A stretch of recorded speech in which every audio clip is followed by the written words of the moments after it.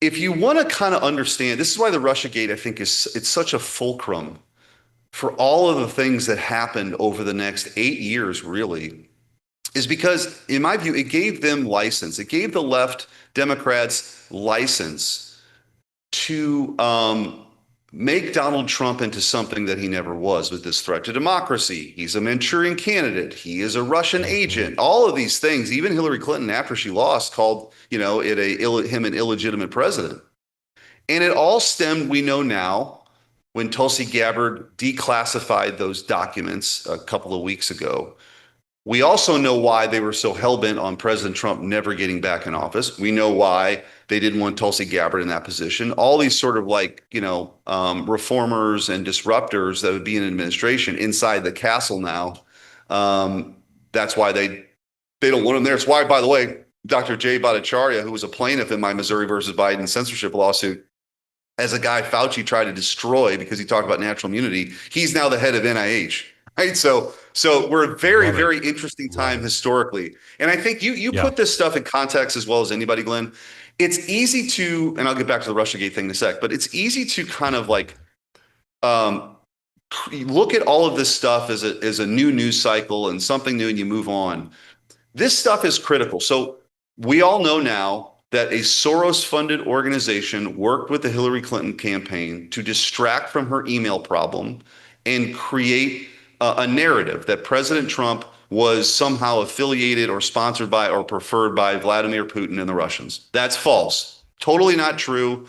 Was been made true or been made verified 1,000 different ways now, but it didn't matter to him.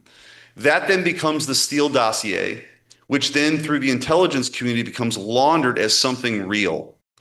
And the people that knew it was false, Barack Obama knew it was false, Brennan knew it was false, the CIA director, Comey, the FBI director, knew it was false, Clapper knew it was false. A guy by the name of James Baker, who was the general counsel at the FBI, knew it was false. Interestingly, James Baker then becomes general counsel at Twitter during the 2020 election Hmm. when the Hunter Biden laptop story should have unfolded and it didn't. But anyway, so these guys knew it was nonsense. They launder this report to spy on him, number one, as a presidential candidate. And then when he wins, to undermine him and his presidency, try to sideline a duly elected president of the United States from achieving his agenda. They never forgave him for going down the escalator in the first place. And so then, of course, you have the first term. Then the Russia stuff is used as a predicate for, well, we took the deposition of Elvis Chan. You can read about it in the book. Um, a couple interesting tidbits from the deposition with Elvis Chan. One, they were pre-bunking the Hunter Biden laptop story all throughout 2020. The FBI had the laptop in their possession in late 2019. They knew it was real. So they're having these monthly, then weekly meetings with the biggest companies in the history of the world, and telling them, be aware of a Russian hack and leak operation coming. Yoel Roth, who was like the integrity guy at Twitter, said in an affidavit that he specifically referenced the Hunter Biden laptop. Okay, so the FBI knows it's real. They're telling them, be aware of the Hunter Biden laptop. It's not real. It's a Russian hack and leak Wow. operation.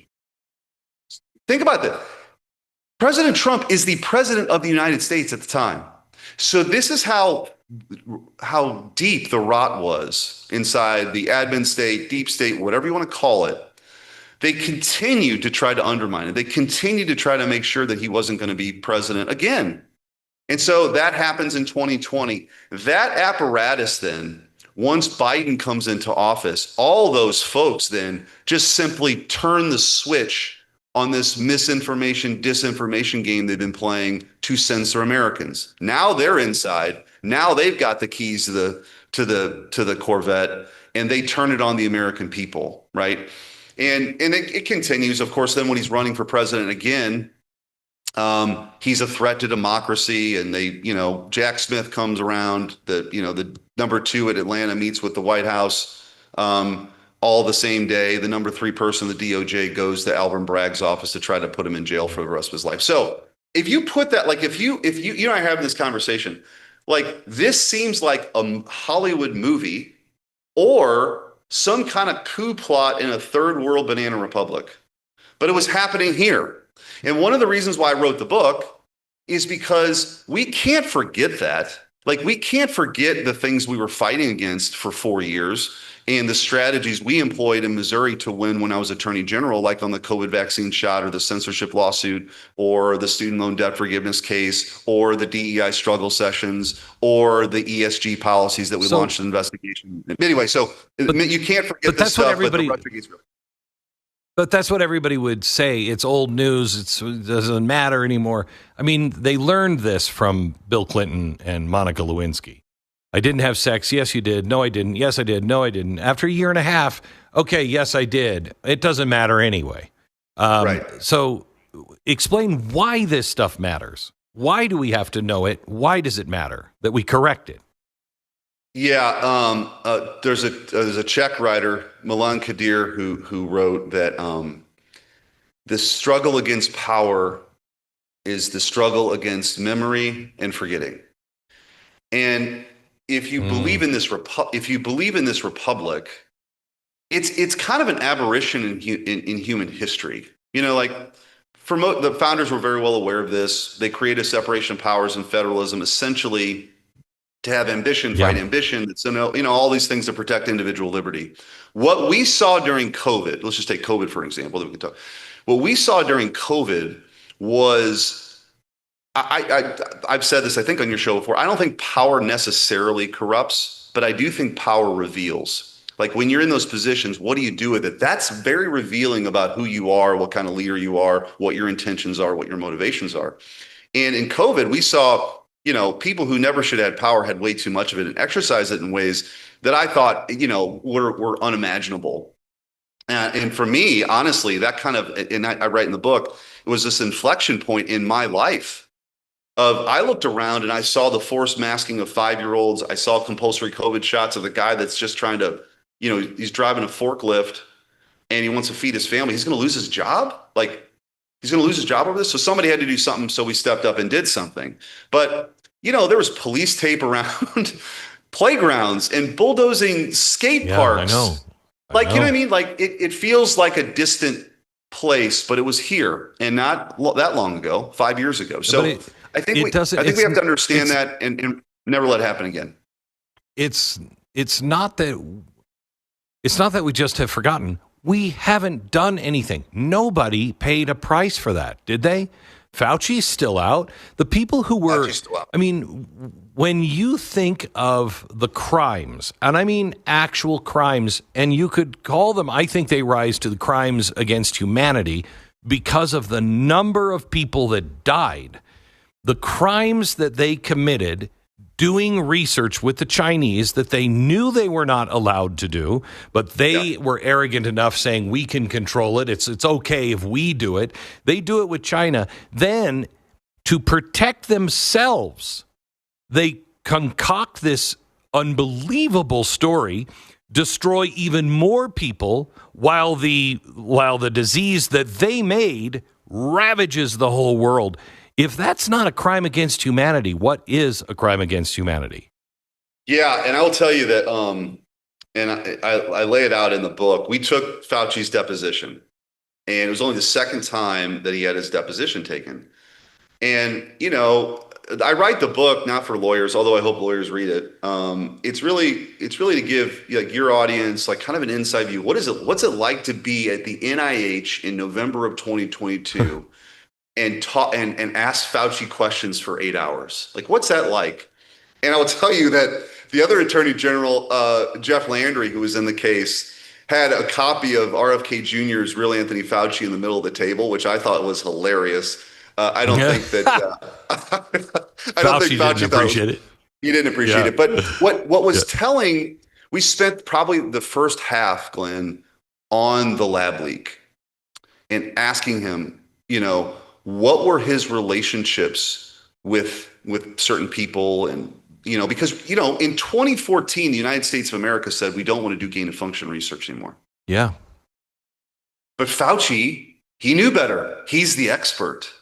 And so he starts, funding the EcoHealth Alliance. And to your point, effectively funded research at the Wuhan Institute of Virology, where they did not have the same safety protocols that they should have had to conduct that kind of experimental research. And then you have this supercharged virus. And for your audience, basically gain of function research is, let's create something that wouldn't exist in nature that's so powerful that we would then create a vaccine to solve the problem. The reason why most sane scientists don't want to do it is because the idea that you'd be creating something that probably would never exist before with the risk that it could be unleashed on the world isn't worth the risk, right? Like, you wouldn't want to do that and end up with COVID-19, which is what we ended up with.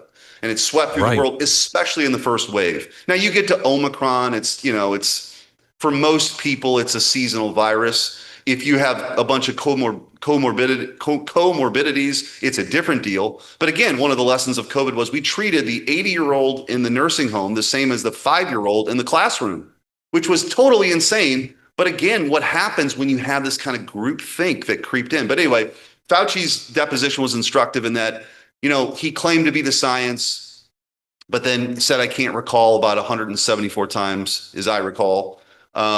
He didn't like to be questioned. He sent his chief deputy over to China in the beginning days of the pandemic to kind of survey what China was doing.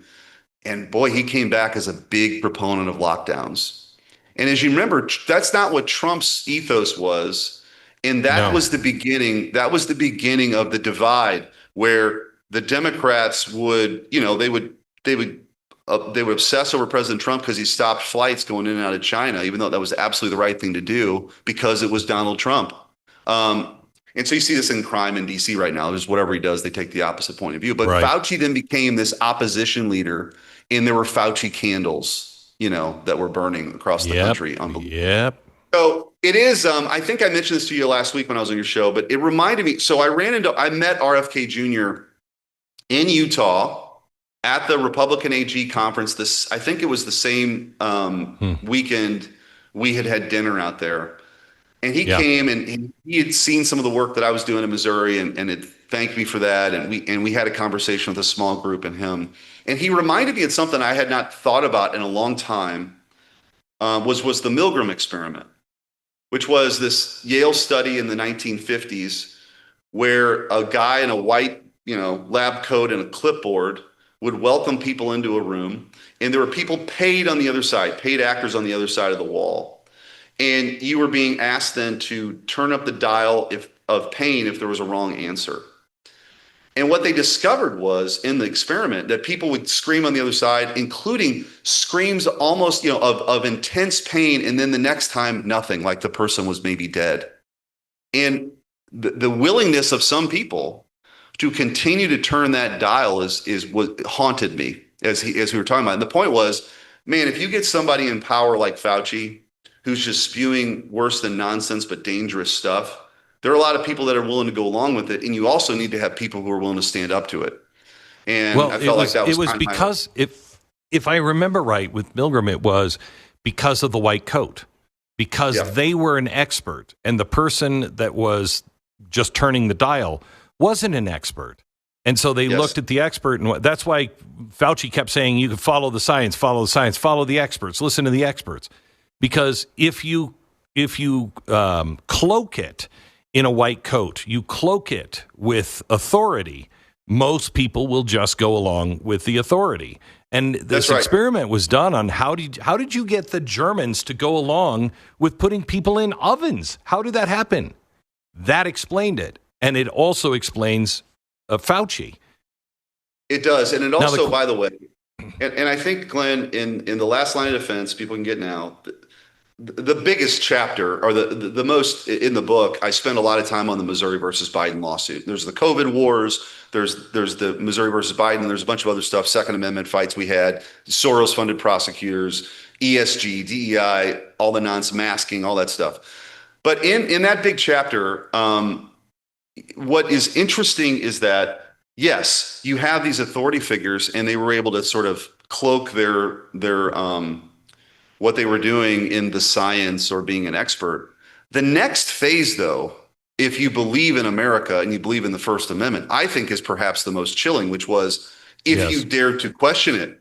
If you dared to question it, You were silenced. They were punishing dissent. You were deplatformed. People, their lives were ruined. All because somebody said something as crazy like Dr. Bhattacharya said, which is natural immunity is actually still a thing. Or, you know what? Maybe all what we're doing with these kids, the downside's worse. They're going to have psychological problems. There's going to be loss of learning. And people were punished for that too. This was the government. And the government was outsourcing that to these big tech behemoths. And then also universities through NGO Nexus that was doing the dirty work for the government there too. Why? Why? Control, right? It's not necessarily a foreign concept in the history of man. But the idea is that in this country, we're supposed to believe in your ability to express yourself, and the government isn't going to control that. By the way, we filed the lawsuit. I mean, there was in May of 2022, and I had seen enough. I had seen Psaki at the podium talking about she's flagging things for Facebook. And along with my Solicitor General, John Sauer, who's now the Solicitor General of the United States, brilliant lawyer, we're just sitting around like, what is going on? This is weird. And then you get the whole Ministry of not the Ministry of Truth, but the Disinformation Governance Board. Yeah, right. Yeah, that name was already taken. And the government was going to be in charge of deciding what the truth was. That's crazy. You know, people can make those decisions themselves, but that was under attack too in these dark days. And so, you know, in America, I think when we see that kind of stuff, we got to fight back, and that's the lesson in the book.